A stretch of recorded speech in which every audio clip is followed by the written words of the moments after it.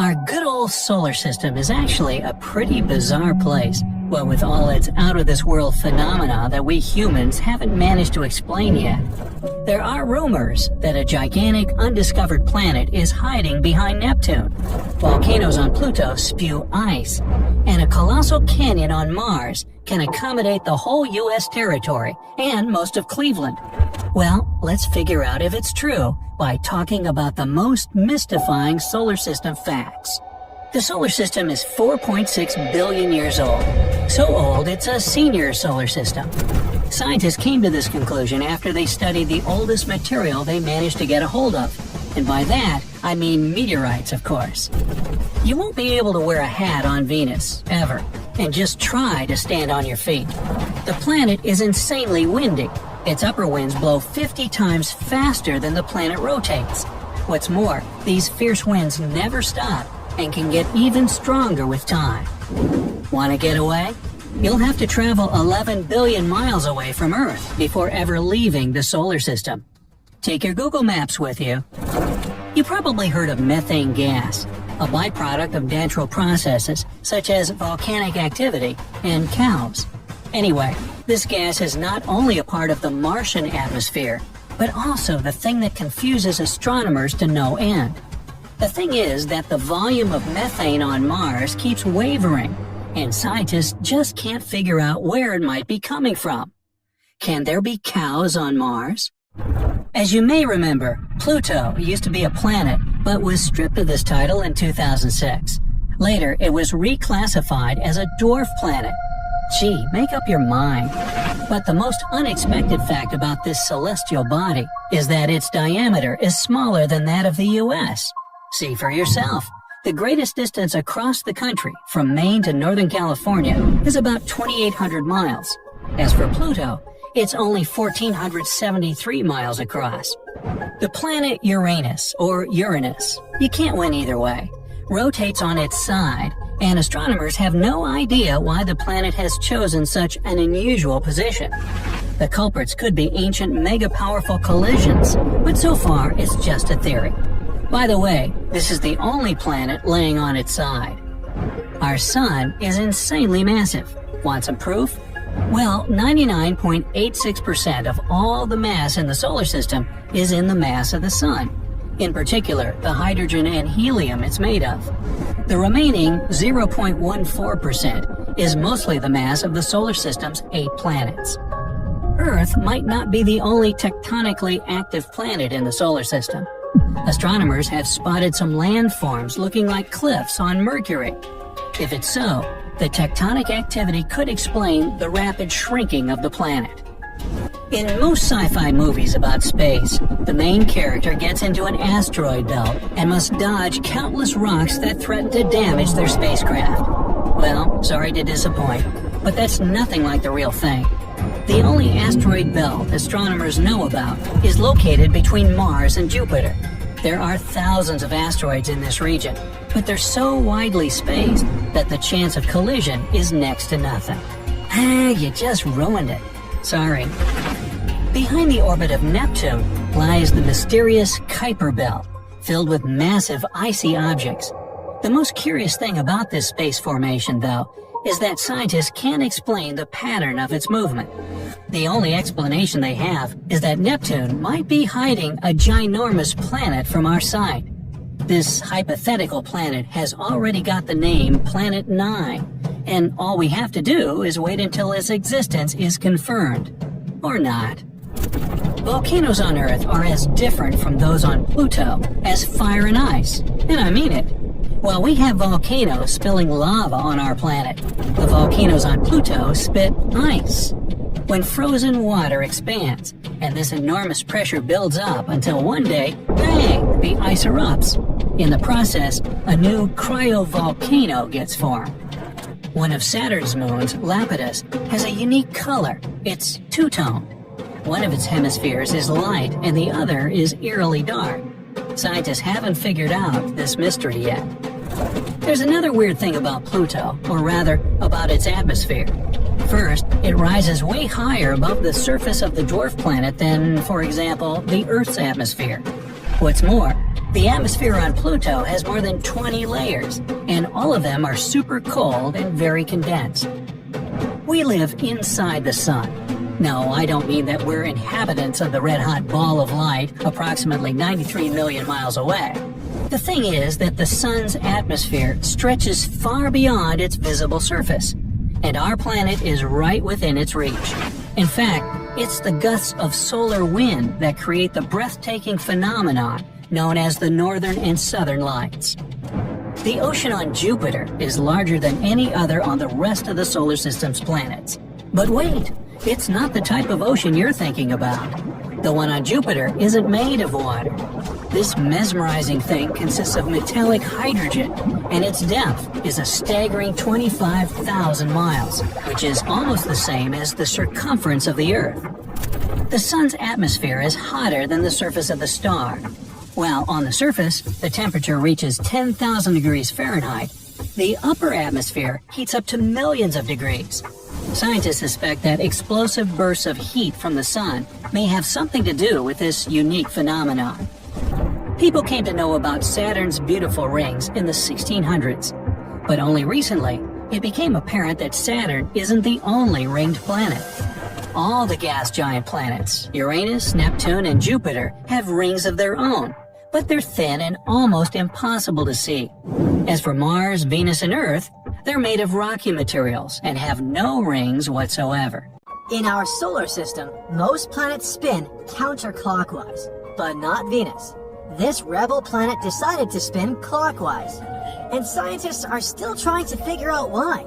By the way, why do planets rotate in general? What defines the speed of their rotation? Does the sun rotate? Buckle up and let's try to answer these questions. Venus is the second planet from the sun and the hottest planet in our solar system. Did you know that Venus is sometimes called Earth's twin? That's because it's similar in size and composition to our own planet. But that's where the similarities end, because Venus is a pretty crazy place, to say the least. For example, the weather. On Venus, it's always hot and cloudy. And when I say hot, I mean it like it's over 800 degrees Fahrenheit there. And those clouds, they're not made of water like the ones on Earth. Instead, they're made of sulfuric acid.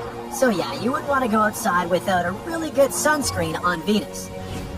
If you look at the photos taken from its surface, you can see these toxic yellow clouds and cracked, desolate landscapes.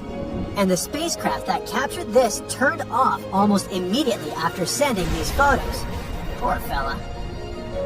But the surface of Venus isn't just some solid, dark, flat land.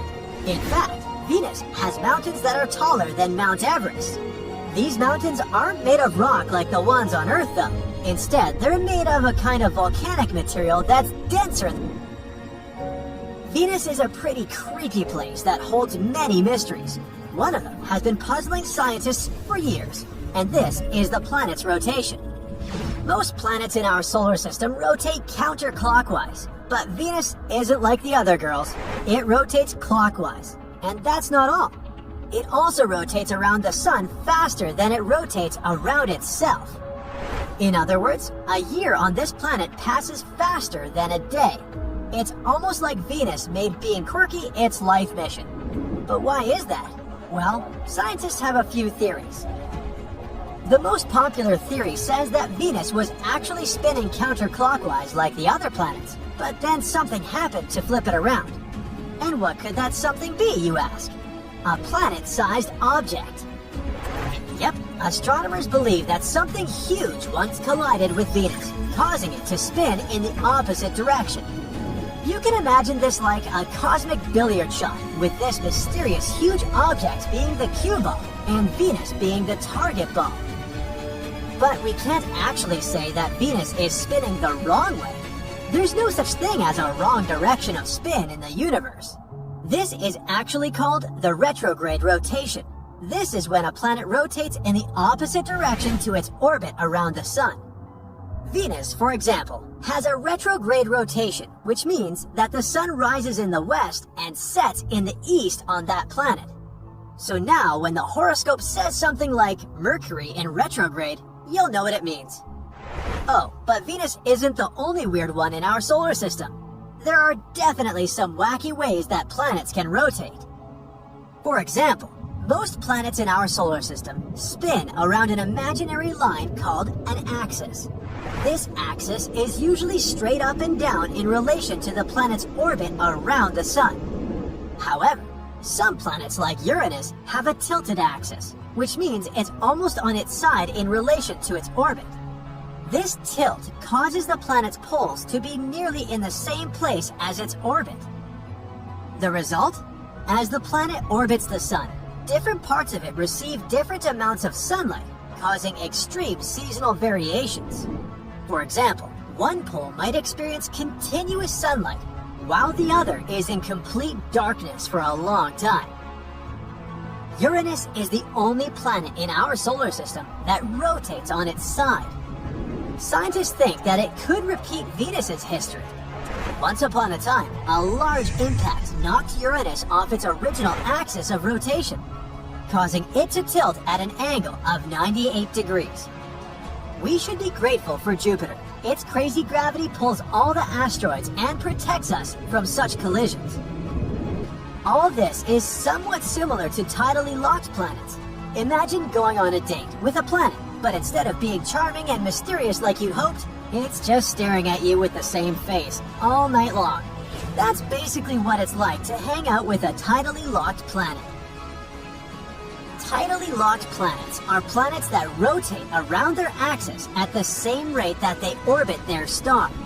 This means that the same side of the planet always faces the star, while the other side is in permanent darkness. Being tidally locked can have some weird effects on the planet's climate and weather. The side facing the star can become extremely hot, while the other side can be incredibly cold. The atmosphere on the planet can also get pretty wild, with strong winds blowing from the hot side to the cold side. And it doesn't have to be planets only. Our moon also works this way. Did you know that we always see only one side of the moon? That's because it's tidally locked to the Earth. What would happen to us and our planet if it became as big as the Sun? The diameter of the Earth is 8,000 miles. Crossing it is like driving back and forth across the USA 3 times. That doesn't sound like much, right?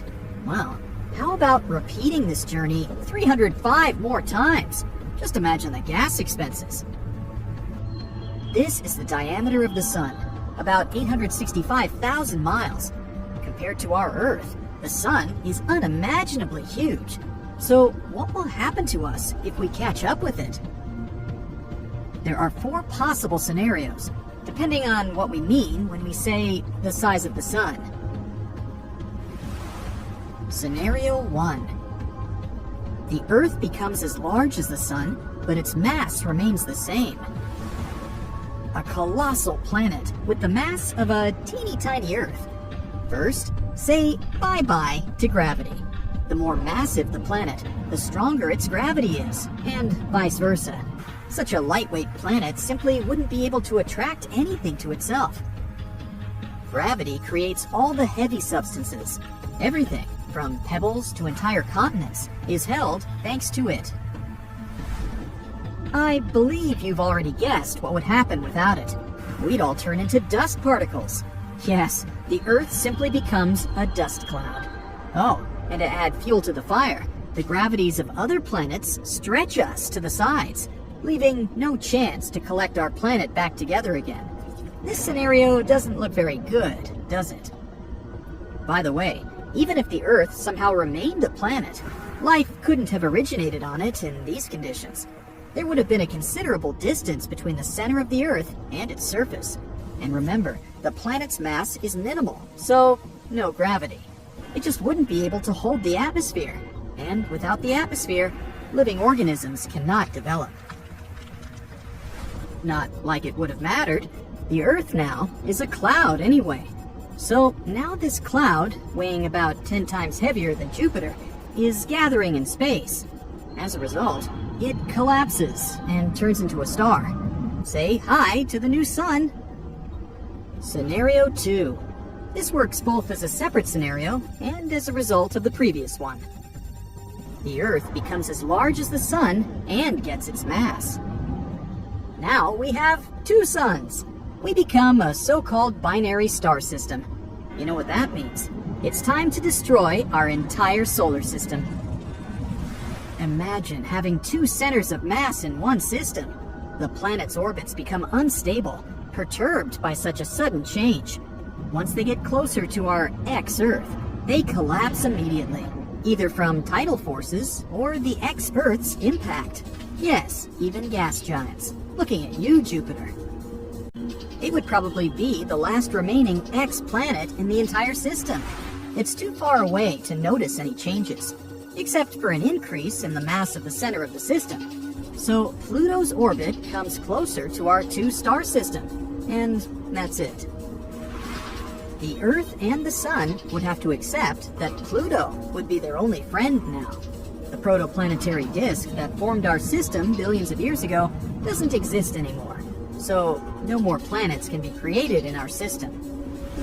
That's all well and good, but what about the Earth itself?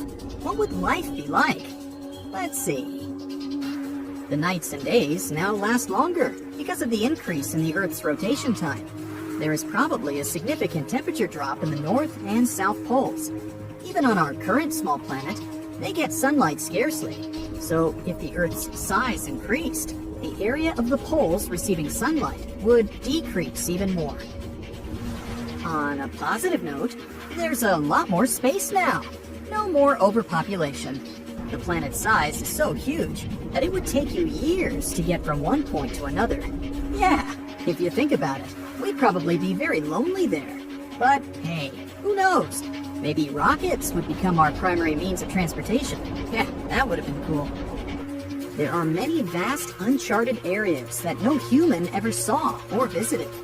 We also wouldn't know about the existence of many different civilizations and tribes. Centuries pass, and many of us go away without ever meeting other people or learning about them. And that's if we can walk at all. Our bones cannot support our weight with such a considerable gravity, and our hearts have to work twice as hard to keep us alive. The birds can't fly anymore. Nothing can, precisely. All the existing trees fall down, and the new ones grow very close to the earth, like grass. Talking about the trees, how is our ecosystem doing?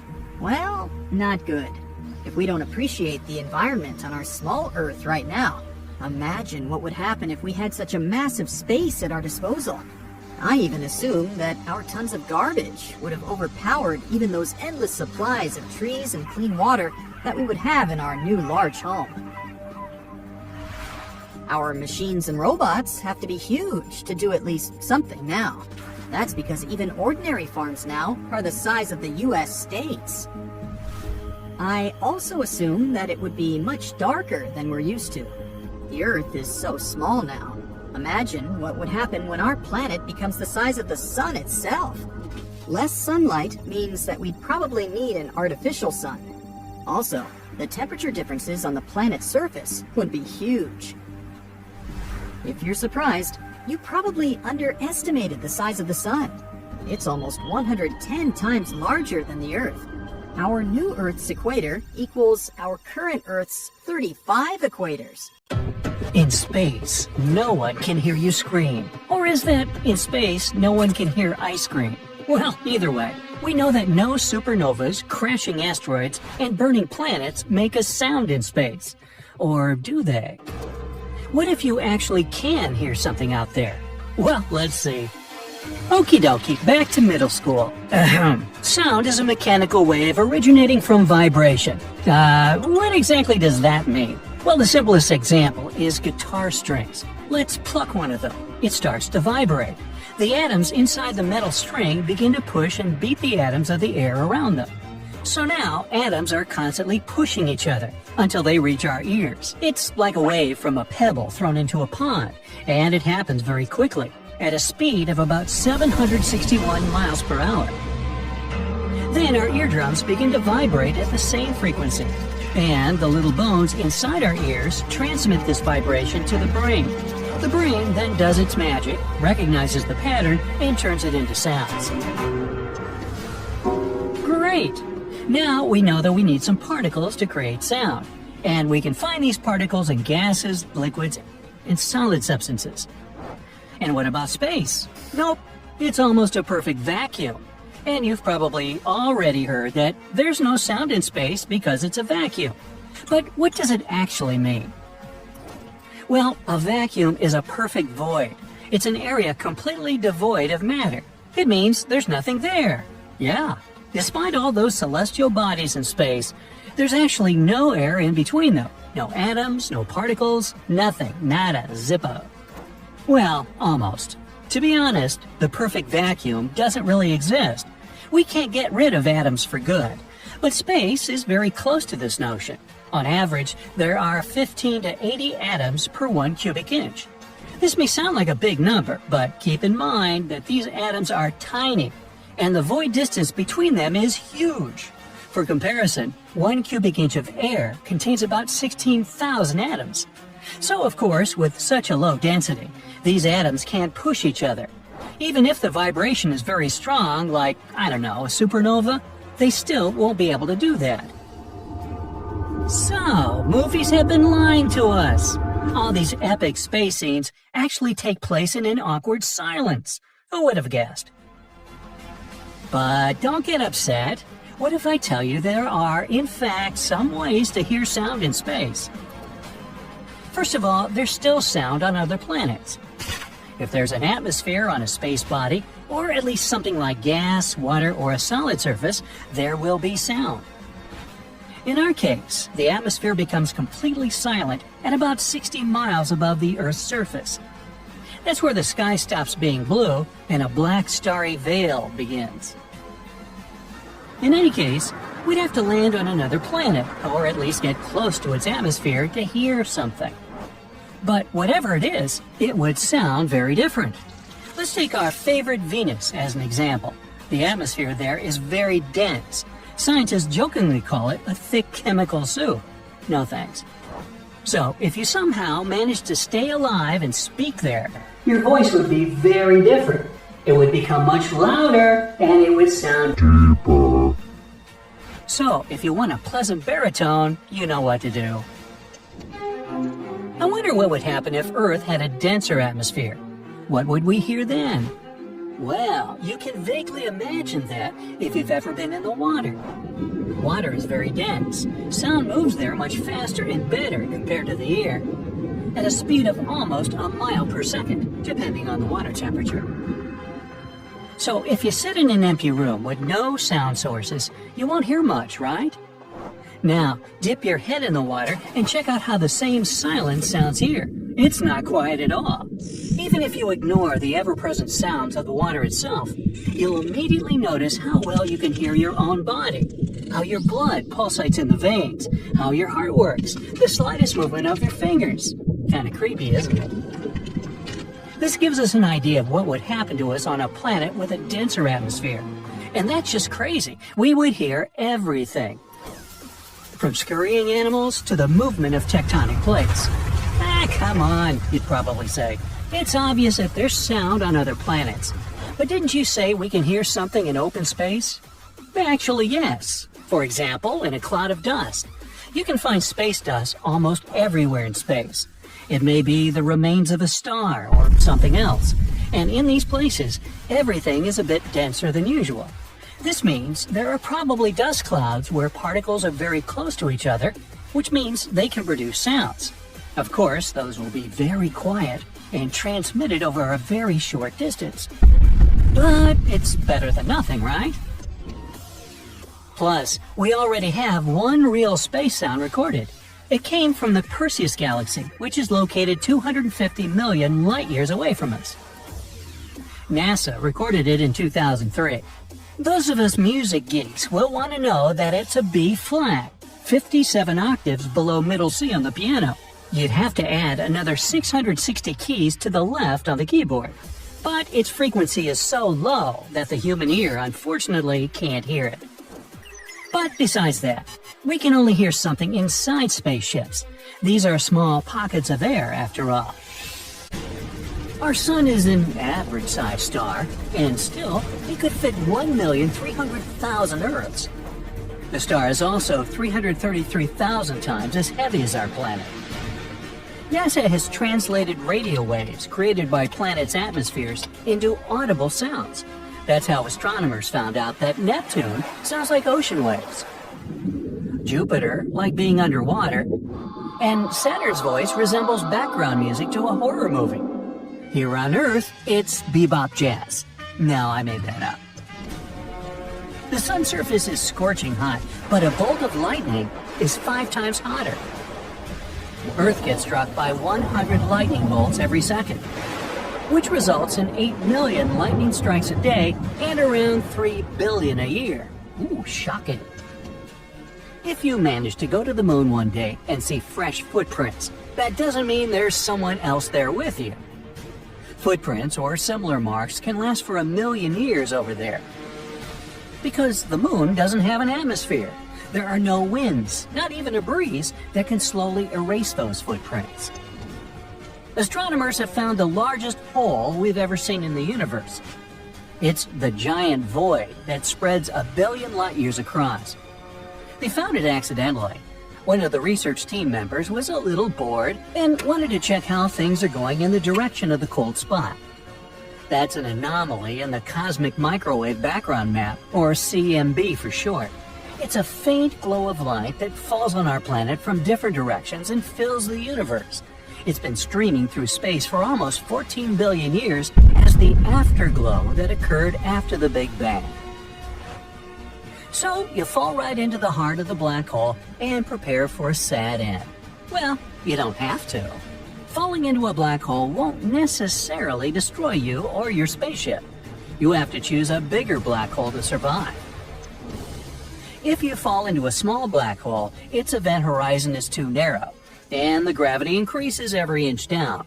So if you extend your arm forward, the gravity on your fingers is much stronger than on your elbow. This will make your hand lengthen, and you'll feel some discomfort. Rather significant, to be honest. Things change if you fall into a supermassive black hole, like the ones in the center of galaxies. They can be millions of times heavier than the Sun. Their event horizon is wide, and the gravity doesn't change as quickly. So, the force you'll feel at your heels and at the top of your head will be about the same. And you can go all the way to the heart of the black hole. This myth is busted. If you watch a very touching movie in space and start crying, your tears won't run down. They will gather around the eyeballs.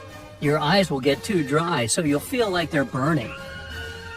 Any exposed liquid on your body will vaporize, including the surfaces of your tongue. Speaking of burning, that's one thing fire can't do in space. Fire can spread when there's a flow of oxygen, and since there's not any in space, well. Once they explode, stars aren't supposed to come back to life. But some of the stars somehow have survived the great supernova explosion. Such zombie stars are pretty rare. Scientists found a really big one called LP 40-365. It's a partially burned white dwarf. A white dwarf is a star that burned up all of the hydrogen, and that hydrogen was previously its nuclear fuel. In this case, the final explosion was maybe weaker than it usually is, not powerful enough to destroy the entire star. It's like a star wanted to explode but didn't make it, which is why part of the matter still survived. If you ever go into space, don't take off your spacesuit unless you're on a spaceship. Air in your lungs would expand, as well as the oxygen in the rest of your body. You'd be like a balloon, twice your regular size. Good news, the skin is elastic enough to hold you together, which means you wouldn't explode. Small comfort. When something goes into a black hole, it changes shape and gets stretched out just like spaghetti. This happens because gravitational force is trying to stretch an object in one direction, but at the same time, squeeze it into another, like a pasta paradox. Speaking of, a black hole that's as big as a single atom has the mass of a really big mountain. There's one at the center of the Milky Way called Sagittarius A. It has a mass like for 1 billion suns, but luckily it's far away from us. If you made a big boom on an asteroid, you'd never be able to hear its loud sound. Yes, we often hear the sound of spaceships and battles in space in the movies, but that's just a myth. Sound is a wave that spreads because of the vibrations of molecules. A person claps a few feet away from you, the sound wave begins to push the first air molecule next to the clap, then the second, third, and so on, until the wave reaches your ear. So, to spread sound, we need molecules like air or water. In our atmosphere, sound waves spread out just fine, but space is a vacuum, so it's nothing here. You can clap your hands loudly there, but there just won't be any molecules that can vibrate and carry that sound. So, to carry on a conversation, you'd either need a radio or really good lip-reading skills. Meteoroids orbit the sun, while the majority of human-made debris orbits our planet. For example, we launched almost 9,000 spacecraft around the world, from satellites to rocket ships. Even the tiniest pieces can damage a spacecraft at such high speeds. Galaxies, planets, comets, asteroids, stars, space bodies are things we can actually see in space. But they make up less than 5% of the total universe. Dark matter, one of the biggest mysteries in space, is the name we use for all the mass in the universe that's still invisible to us. And there's a lot of it, and may even make 25% of the universe. Dark energy makes the other 70% of the universe. That adds up to 100, right? Venus most likely used to be covered with oceans, from 30 to 1,000 feet deep. Also, some water was locked in the soil of the planet. On top of that, Venus had stable temperatures of 68 to 122 degrees Fahrenheit, which, you have to admit, was quite pleasant and not that different from the temperatures on Earth nowadays.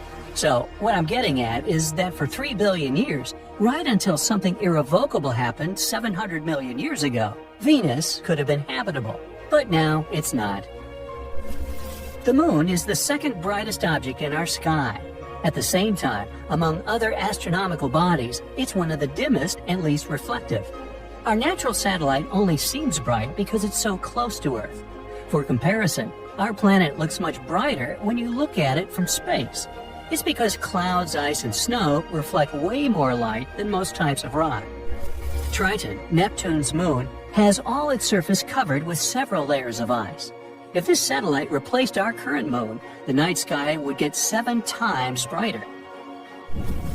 Neutron stars are some of the smallest, yet most massive objects in space.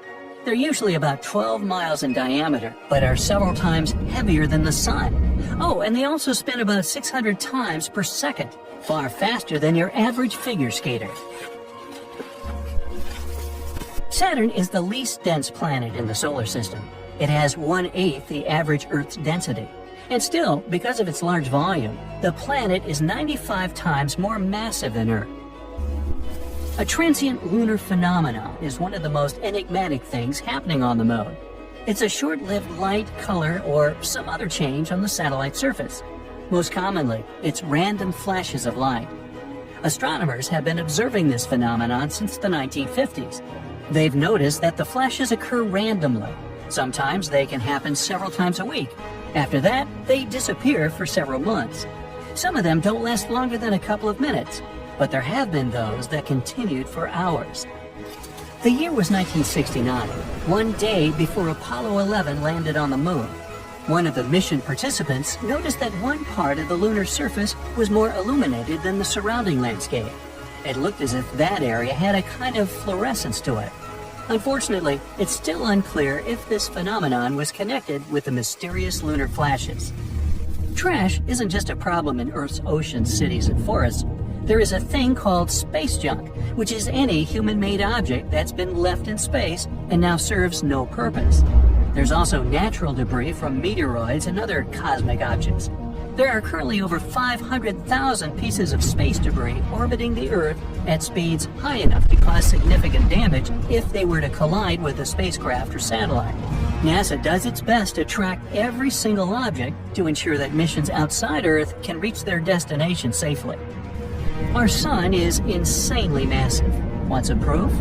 99.86% of all the mass in the solar system is the mass of the sun. in particular the hydrogen and helium it's made of.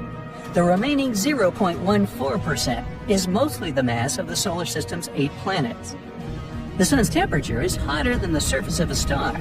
The surface temperature reaches 10,000 degrees Fahrenheit, but the upper atmosphere heats up to millions of degrees.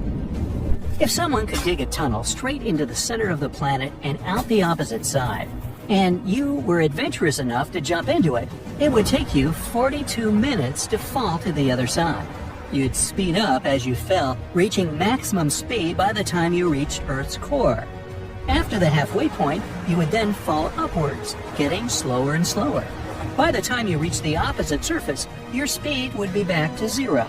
Unless you managed to climb out of the hole, you'd immediately start falling again, back down or up to the other side of the planet. This trip would go on forever, all thanks to the weird effects of gravity. Hey, might be a fun way to spend an afternoon. There might be more metals, for example, titanium or iron, in lunar craters than astronomers used to think. The main problem with this finding? It contradicts the main theory about how the moon was formed. That theory says that Earth's natural satellite was spun off from our planet after a collision with a massive space object. But then, why does Earth's metal-poor crust have much less iron oxide than the moon's? It might mean the moon was formed from the material lying much deeper inside our planet. Or these metals could have appeared when the molten lunar surface was slowly cooling down. Or maybe, as they've been saying for centuries, it's made of green cheese. Earth could have been purple before it turned blue and green. One scientist has a theory that a substance existed in ancient microbes before chlorophyll. That thing that makes plants green evolved on Earth. This substance reflected sunlight in red and violet colors, which combined to make purple. If true, the young Earth may have been teeming with strange purple-colored critters before all the green stuff appeared. The highest mountain in the solar system is Olympus Mons on Mars. It's 3 times as high as Mount Everest, the Earth's highest mountain above sea level. If you were standing on top of Olympus Mons, you wouldn't understand you were standing on a mountain. Its slopes would be hidden by the planet's curvature. Astronomers have found a massive reservoir of water in space, the largest ever detected. Too bad it's also the farthest, 12 billion light-years away from us. The water vapor cloud holds 140 trillion times as much water as all the Earth's oceans combined. What are we supposed to do with that information? Venus spins at its own unhurried pace. A full rotation takes 243 Earth days, and it takes the planet a bit less than 225 Earth days to go all the way around the sun. It means a day on Venus is longer than a year. There's very little seismic activity going on inside the moon, yet many moonquakes caused by our planet's gravitational pull sometimes happen several miles below the surface. After that, tiny cracks and fissures appear in the satellite's surface, and gases escape through them. Hey, they sometimes escape from me, too. The sun's heat is beneath our feet. Scientists have figured out that Earth's core is actually as hot as the surface of the sun, around 10,800 degrees Fahrenheit. One of the reasons it's so incredibly hot down there is because Earth is still shedding heat from when it was created billions of years ago.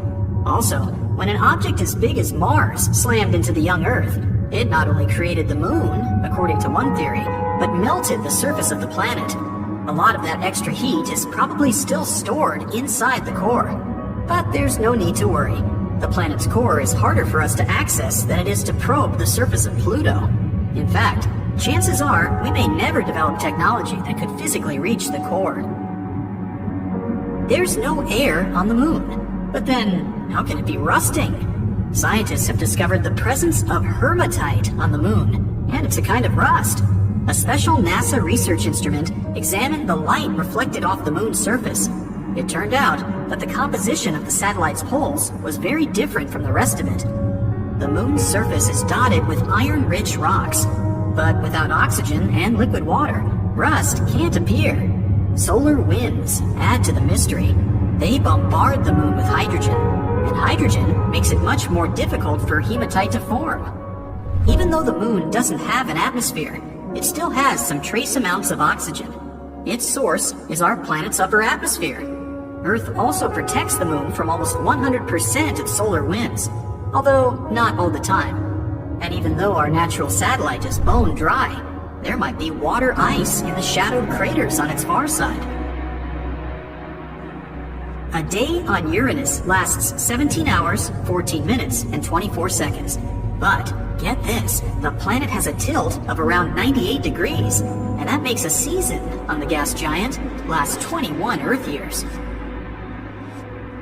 Mars has 2 moons, Phobos and Deimos. In the next 30 to 50 million years, Mars's gravitational forces will tear Phobos apart, and it will likely result in the formation of a ring around the planet. The Earth is the densest in the solar system. At the Earth's center, there's a core that takes up 15% of the planet's volume. It consists of 2 parts, the outer and the inner core. The inner core is a solid ball made of iron and nickel. Its radius is 760 miles, which makes 20% of the entire Earth's radius and 80% of the Moon's radius. The 1,500-mile thick outer core is liquid. It also consists of iron and nickel, but it's not under enough pressure to be solid. Mars houses the biggest volcano in the solar system. While everything seems to be calm on Mars nowadays, in the past, some sort of force caused enormous volcanoes to form and erupt. One of these volcanoes is Olympus Mons. It's 16 miles tall, which is the height of 3 Mount Everests, and 374 miles across, making it about the size of Arizona. The volcano grew to such a gargantuan size because of the weak gravity on Mars and the lack of tectonic plate movement. Gravity is not the same everywhere. The rocks, metals, and other minerals and substances that make up the planet are packed into the ground more tightly in certain places than in others. This has surprising consequences. Gravity varies slightly depending on where you are. You weigh 0.5% less standing at the equator than you do at the poles. In most cases, that's a difference of less than 1 pound. How high up you are also has an effect. So if you were at the top of Mount Everest, you'd also weigh slightly less. Just don't look down. Earth's toughest living thing is so small you can't see it. Water bears, also known as moss piglets, are cute little creatures with 8 legs and squashed up heads that are less than 1/100th of an inch in length. Despite their microscopic stature, they can basically survive anywhere. They prefer bits of wet moss or the bottom of a lake, but they won't complain if you put them somewhere really uncomfortable. They can endure extreme cold and incredible heat, and survive both huge pressure and high radiation. Some of the little bears once even managed to survive unprotected in outer space for 10 days without a problem. That is tough.